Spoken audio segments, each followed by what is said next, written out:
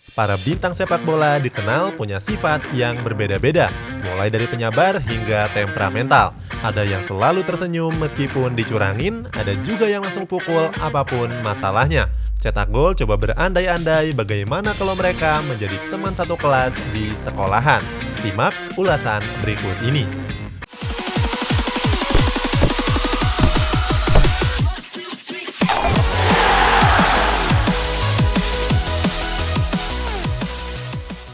Video ini bukan ulasan serius kayak biasanya. Kali ini Cetak Gol akan mengasih kamu ulasan santai, unik, dan sedikit mengada-ngada. Tapi perlu diketahui, ulasan ini diambil dari fakta yang beredar dan gak bermaksud untuk nyinggung pihak manapun. Cetak Gol akan mengulas bagaimana kalau pemain bola top adalah teman satu kelas seperti berikut ini. Sergio Ramos si ketua kelas. Wali kelas mempercayakan posisi ketua kelas kepada Sergio Ramos. Sejak Iker Casillas pindah sekolah, Ramos mengambil alih posisi kapten sampai sekarang. Wali kelas menganggap Ramos adalah orang yang tepat mengisi posisi ini. Dia punya kemampuan memimpin yang jempolan, vokal, dan bertanggung jawab. Tidak ada yang berani sama Ramos kalau dia sudah mencatat siapa saja yang ribut. Ramos juga tidak takut dengan preman kelas. Diego Costa dan Ibrahimovic si preman kelas. Menjadi aib bagi nama baik kelas namun sangat dikangenin waktu reuni sekolah. Hal ini tepat ditunjukkan kepada si bengal Diego Costa. Bomber milik Atletico Madrid ini pernah menggigit, menginjak, sampai menampar lawannya. Diego Costa juga akan punya geng anak nakal. Namanya Zlatan Ibrahimovic. Dengan tubuh yang tinggi besar, Ibrahimovic punya kemampuan mengintimidasi teman-temannya. Diego Costa dan Ibrahimovic adalah garda terdepan kalau kelas berada dalam ancaman kelas lain. Loris Karius si korban bully. Loris Karius pernah nangis waktu Liverpool ditaklukkan Real Madrid pada final Liga Champions. Dia gak bisa nahan air mata karena ngerasa bersalah. Menjadi penyebab dari kekalahan timnya. Blundernya waktu itu membuat dirinya semakin terbuli di media sosial. Di dalam kelas, Karius adalah anak yang terbuli. Apapun yang dia lakukan, Karius akan dibully dan dikerjai oleh geng preman. Dibully setiap hari oleh teman-temannya sampai nangis, terpuruk, dan mentalnya terluka. Semoga pembulian di kelas sudah berhenti karena belajar online. Cristiano Ronaldo si anak playboy. Semakin banyak murid pria dalam satu kelas, maka semakin beragam karakter anak-anaknya. Semakin besar juga potensi adanya seorang playboy. Orang yang paling tepat untuk mendapatkan julukan ini adalah Cristiano Ronaldo. Tinggi, kekar, populer, berprestasi, dan banyak duit. Semua itu adalah modal seorang playboy sejati. Sebelum hidup bersama Georgina Rodriguez, Ronaldo sering bergonta-ganti pasangan. Dia bahkan pernah memacari bintang Hollywood seperti Paris Hilton hingga Kim Kardashian. Jesse Lingard si anak sombong. Jesse Lingard berperan sebagai anak banyak gaya di kelas ini. Sebenarnya dia tidak begitu hebat, tapi backingannya kuat. Di Premier League musim kemarin, Lingard mencatatkan 22 penampilan dan cuma nyetak 1 gol. Tapi dia berselebrasi dengan gaya khasnya. Selain itu, dia juga masih tetap bertahan di MU. Kalau diumpamakan ke dalam kelas, Lingard adalah anak yang bersuara nyaring, tapi kepintarannya nggak seberapa. Makanya Lingard jadi sasaran bully teman-temannya, tapi dia tidak merasa kalau dia sedang dibully. Robert Lewandowski si anak pintar. Bisa dibilang Robert Lewandowski adalah satu-satunya bintang sepak bola yang bergelar master atau S2. Gelar itu Lewandowski dapatkan dari Akademi Pendidikan Olahraga di Polandia. Sama seperti banyak anak pintar pada umumnya, Lewandowski punya pasangan yang juga pintar.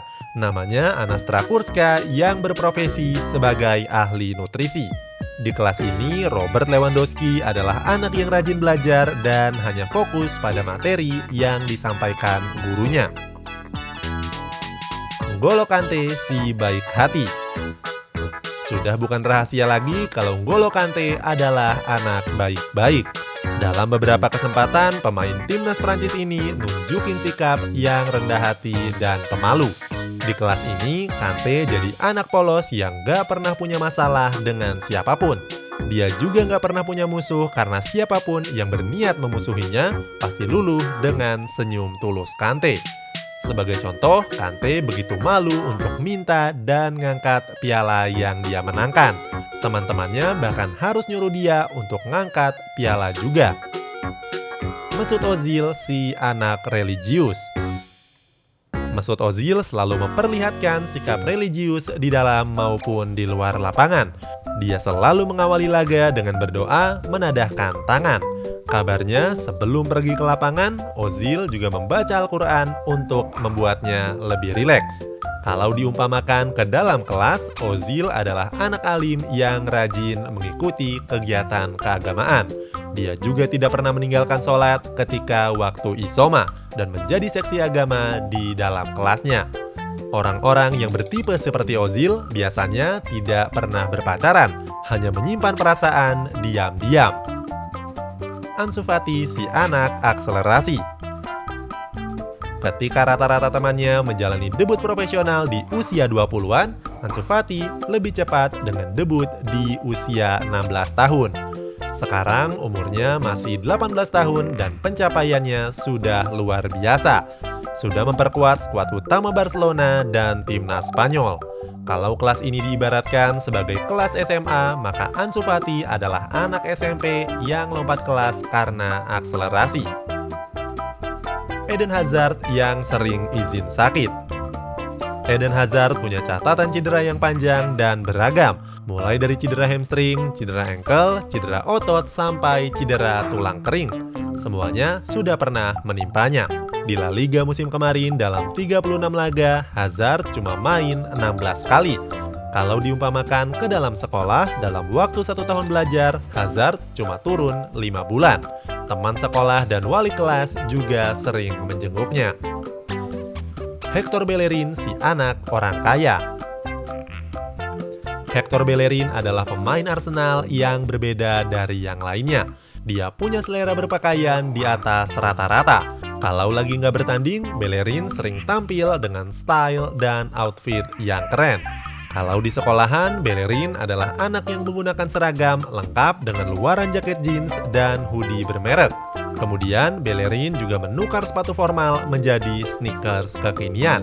Rambutnya juga panjang mengikuti style masa kini. Orang-orang seperti ini biasanya diincar oleh guru BK. Neymar, si anak warnet. Tidak afdol rasanya kalau dalam sebuah kelas nggak ada anak warnet.